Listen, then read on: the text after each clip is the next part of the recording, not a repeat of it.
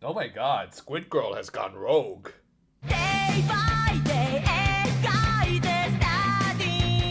Continuing right from where we left off last week, Shoma was giving chase to his evil clone who was violating all kinds of traffic laws. Granted, our main hero wasn't doing much better, and after an obvious CGI battle that kind of loses its luster after they've done something similar in the past, Bitter Gavv got the upper hand thanks to Shoma suffering from fatigue from his ongoing issues with Hanto. As a result, the hyperactive clone escaped while Shoma passed out, but was fortunately found by Sachika. She took him back to the apartments to let him rest, and from there we got a really clever and stylish form of flashback where she looked at her past self in black and white. It confirmed that Hanto did indeed inform Sachika of Bitter Gavv's attack before he took off to deal with his own thing that we'll get to in just a sec. And in one of her more impressive moments, she revealed that she figured out on her own that he was Valen, which yeah, could be easy to put together after learning that Shoma was Gavv, but still good on her. But yeah, as for Hanto, he was walking into an obvious trap set up by his so-called friend.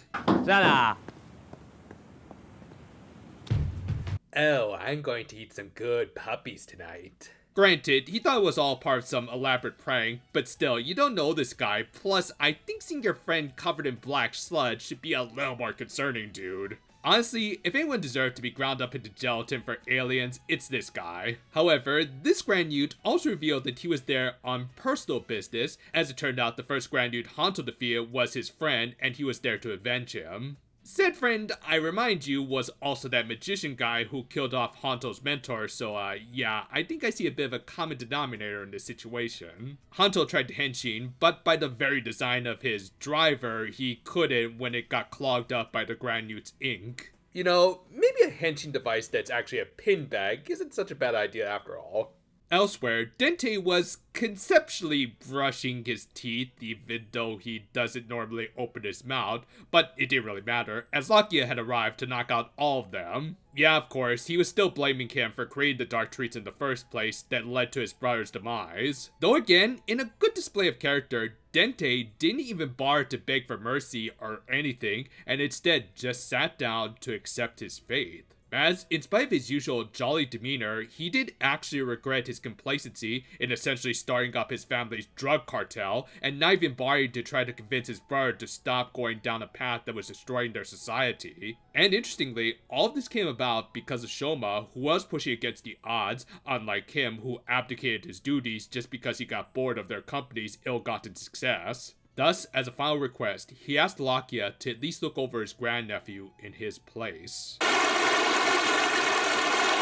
And for reasons, Lakia showed mercy to the old Grand Ute, for now at least. He later suggested he did recognize that Dente could be a useful ally later, but it's also possible that all this talk about brothers and trying to convince him to give up on his bad habits might have struck a chord with him and made him realize that the two of them weren't too dissimilar and both could have done more for their respective siblings. Still, as a bit of a peace offering, Dente gave him some of his extra snacks, plus an extra product placement, a totally legit smartphone, yeah. Though speaking of legitimacy, or lack thereof, Bitter Gavv decided to strike again, whilst obviously wearing his driver under his jacket. Like seriously, he didn't have to come into the scene with it, as you all clearly cut to another angle anyway. But yeah, he attacked a planetarium, which forced a nearby crepe and ice cream vendor to run away. This attracted Shoma's attention, who decided to deal with him, in spite of his fatigue. Back with Hanto, after spending a night with a very violent Squidward, he was looking better than I would have expected. However, he wasn't going to give up, and the same applied to one of his new dark chocolates that he got from Suga. This unlocked his Choc Cold form, which looked a lot like his base form, but now with Angie eyes. Though it had also turned the Valen Buster into a freaking shotgun. This dark chocolate form would of course lead to a much edgier fighting style, where Hanto just manhandled poor Squidward before taking him out in a rather unique way.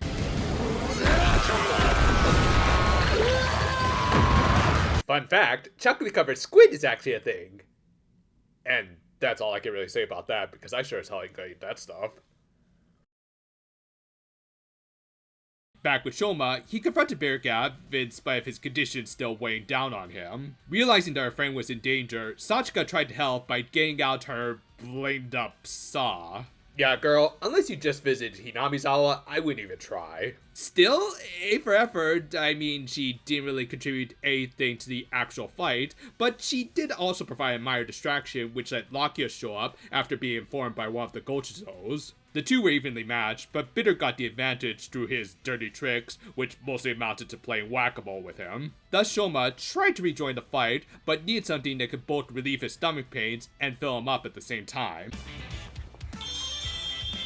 I get an ice cream! I also kind of love how Sachika even paid for it, even though the vendor was long gone. But yeah, of course, Shoma's able to tie the treat back to his mom, who wanted to give it to him when he was sick one time. But again, like with the Keikochizo, credit for this also went to Sachika, which, as we said back then, could symbolize a melody of Shoma's past and present, in that he could find comfort in the memories of his mother, but more importantly, he was starting to form new connections with people who could actually support him in the present. Thus, he ended up creating another Super Gochizo.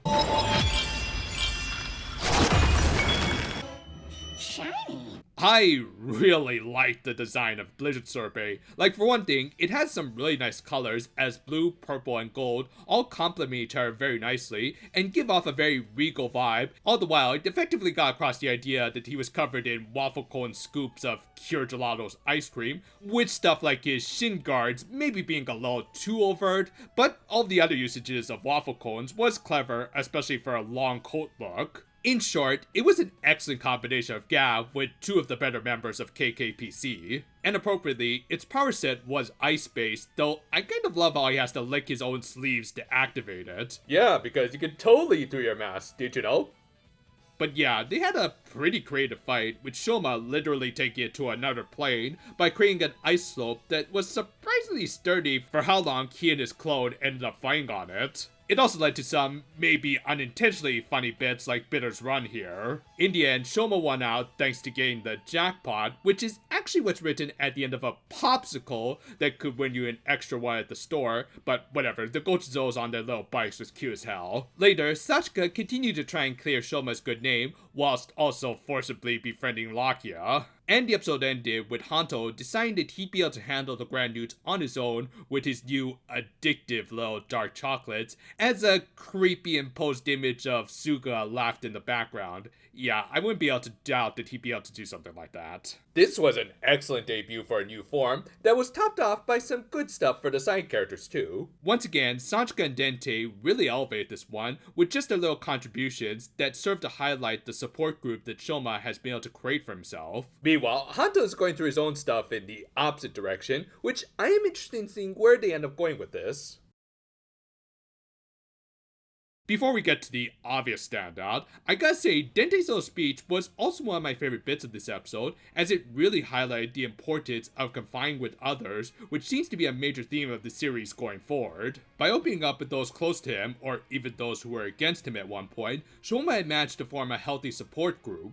One that was of course headed by Sachika, who, in spite of really not being a good fighter, at least put in the effort, and even the money to help her friend, in simple yet effective ways like giving him a little sorbet to settle his stomach down, which for this half-alien guy had some extra benefits. Blizzard got a really awesome debut. Yeah, I'm not going to use the C word. From the very clever fight to a great design, it is one of the better Superform debuts, though I still kinda prefer King, if only for the Whip Knights. Meanwhile, Hanto went through his own little misadventure, leading up to the debut of his less flashy yet still entertainingly edgy upgrade. I am interested in seeing where they end up taking him, in particular in contrast to Shoma, as he does seem to be going in the opposite direction as him, and only confining in one person who was about as shady as the candy he handed out. We'll see how things pan out, but overall, this was an excellent debut for an upgrade and a half, and a showcase for the best gal with the blinged up saw. Just a thought, but maybe a longer handle would help next time. Thank you for watching, and if you want a treat that's not going to melt on you, forcing you to have to record a video as quickly as possible,